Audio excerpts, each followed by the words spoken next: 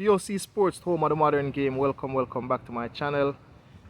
Exciting times in the world of football. The Gold Cup tournament is going on. And today I want to discuss the Reggae Boyz. There are a few things that I've been observing and I want to talk about them today. So alright, so before I start, remember, if you like the content, share the content, subscribe to the page. Alright, let's get into it. Alright, so the first thing I want to talk about is Coach Steve McLaren. And what I've observed is the coach's plan.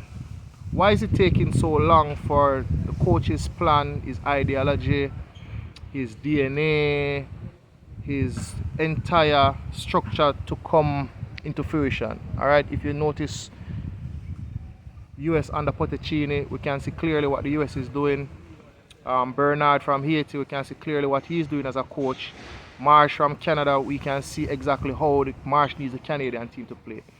Alright, so why is it taking so long for Steve McLaren's plan, his ideology, his philosophy, his system to be implemented? Because clearly we cannot see exactly what the Reggae Boyz are doing.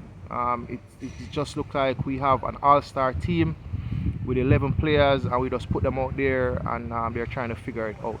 Alright, and remember, McLaren got this job after Pochettino, and I saw this US team play for myself. I saw them against Jamaica when they came here at the office, and I can tell you they are light years ahead in terms of system, style of play, actually how these players, it's just a modern way of playing. If you get an opportunity to watch a US team play, you can see exactly what I'm talking. I also got a chance to see the Canadian team, and I can tell you that they are also a very good ball playing team. So for the Reggae Boyz, that is one of the first things I want to find out. Why is it taking so long for the coach's philosophy, his system, his plan to be implemented? Alright, next thing I want to talk about is our midfield. And first thing first, the coach keeps talking about putting square pegs in round hole.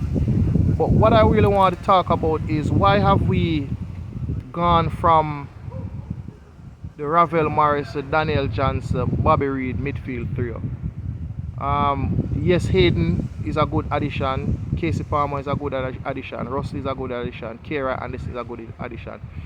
But when we are playing, when Bobby Reid, who is presently injured, Ravel Morris and Daniel Johnson is in the midfield, we can look at the stats, we can look at the numbers, we can look at the games played when they form that midfield trio, and you can see how well the team has done. I think the coaches have gone from that midfield three and now they are trying to put centre backs in midfield, and it's just not working. Ravel Morrissey is a player who's always made himself available for the national team. He's in good shape. Daniel Johnson had a very good season out in Turkey. And Bobby Reid, everybody knows Bobby Reid, what he adds to the team, although he's presently out injured. Alright?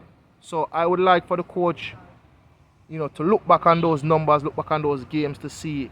Because I can remember the only team that I can say that really scored 3 goals on us is Argentina with Messi.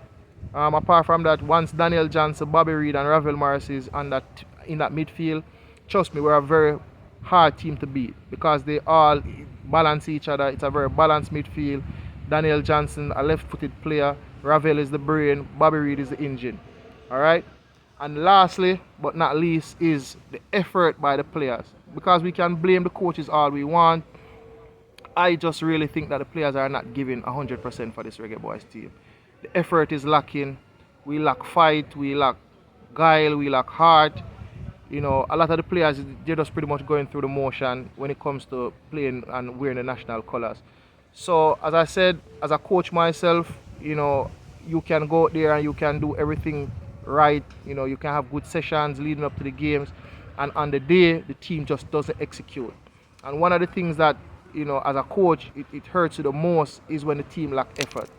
Alright, so we're not talking about losing, because losing is a part of sport, but the effort that the team puts out when they actually go on the pitch, because it doesn't matter, because who the coach plays, because he's the coach and he knows exactly what's going on in the sessions and the plan that he has, and how he wants it to be executed.